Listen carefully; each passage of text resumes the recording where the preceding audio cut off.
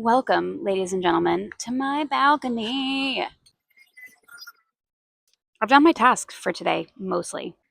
So I have a little wine, and I'm going to finish my book. That's my last task of the day, is to finish my book. And I'm going to paint my nails, and I'm going to sit outside, and I'm going to chat. Look at this sky. I haven't touched a single feature on my iPhone camera. Look at this. Blue as can be, baby. I've realized that my goal right now with these vlog style videos is to inspire people, if I may be so bold, to find the ordinariness of life beautiful. And in order to do that, I first myself must find the ordinariness of life beautiful. And most of the time I can. My absolute favorite movies are ones with really simple and stunning premises. I'm looking at you. The Taste of Things, my favorite movie of all time, is The Taste of Things. That movie is like an opera of how magical ordinariness can be. Same thing with Perfect Days, which I mention all the time, the Wim Wenders movie about the Japanese toilet cleaner. That movie is incredible. It's on Hulu, I think. Please go watch it. But anyway, if that's the kind of thing that moves me and that I want to remember on a daily basis, on an hourly basis, if possible, um, then I need to live that way. And these videos are my living that way. I'm not always going to get it right. Like, I posted a video on Wednesday of me being just a sad sack. And that's that. There's something beautiful in those videos too.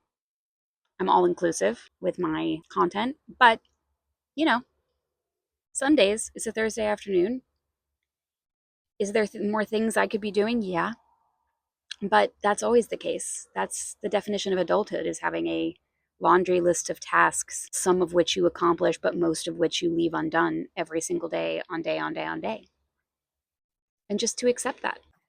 And to paint your nails and read your book as a break when you need it.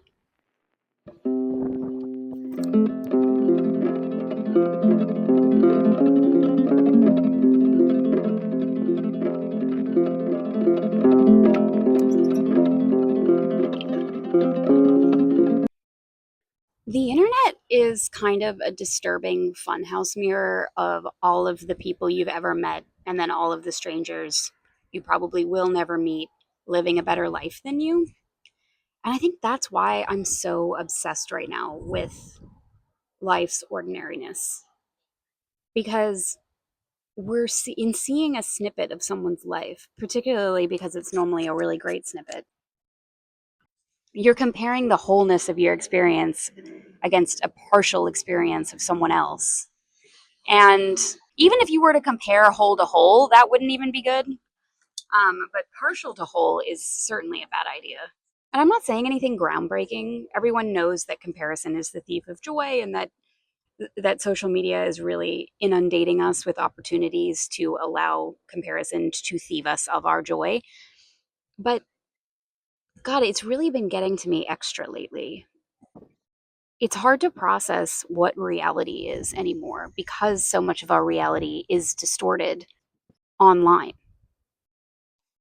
I'm I'm really enjoying what I'm creating here and on Substack and on TikTok and on Instagram. I'm having a lot of fun with social media for the first time ever, like on my personal accounts.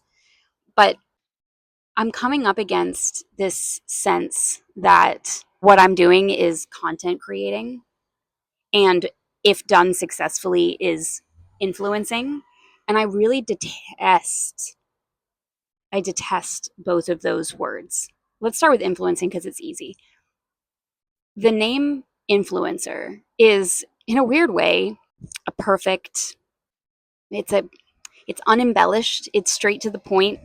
It is, I am going to influence you to buy more shit, or the shit that sponsors me you will now buy. And I um sorry, a friend just texted me. She wants to know what bronzer brush I use. I have to go look. I forget what it's called. I'm pretty sure it's just Elf. So Chloe, if you're watching, the bronzer brush I think is just Elf. Anyway, kind of, I don't know, I kind of love that it's straight to the point. A lot of other job titles these days are like value coordinator architect, and you're like, what is that? That is not real. That sounds like bullshit. Influencer, it's saying exactly what it is. And I kind of admire that about the name, but I hate it about the concept. I hate how unabashed we are about how easily influenced we are as a consumer. Yeah, but also it's an age old tradition. Even before the internet, people were being influenced by tastemakers or whatever, um, or kings, or who the heck knows. So it's not a new phenomenon, and I am not begrudging their monetizing of this skill, but it is kind of gross. It's gross how overt all of it is. It really feels like buying things is just being shoved down my throat at all times, and buying things to buying things in the hopes of changing your life is the exact opposite of embracing ordinariness, of embracing what you already have and remaining in the present moment. So I don't want to be an influencer.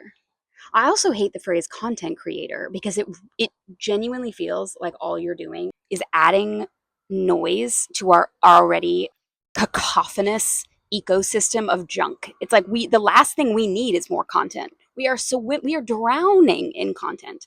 Why do I need to add more to it?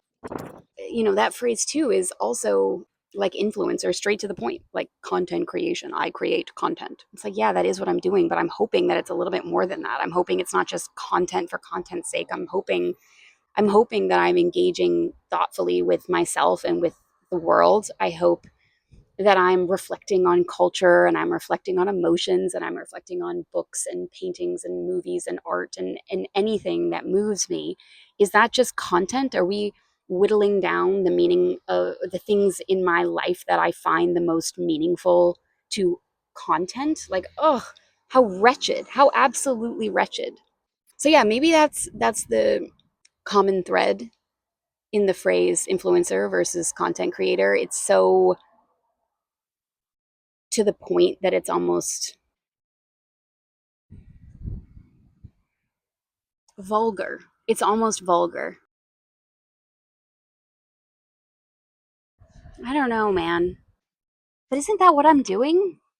And am I just embarrassed because I think I'm better than it? Am I just embarrassed because it's cringe? I mean, I hope not. I really want to outgrow cringe. If if Connor's story, and frankly the entire cast of Heated Rivalry, taught us anything, it's that being cringe is amazing. Put your heart on the line, learn a Russian accent, act your heart out. Just go whole hog on everything you do because you're only going to live once, and we should stop being so afraid of being cringe. You hear that, people in Gen Z? We're not afraid of being cringe anymore. But obviously, rich of me to say I'm a millennial. I was always cringe. But yeah, I don't know. Okay, back to painting my nails.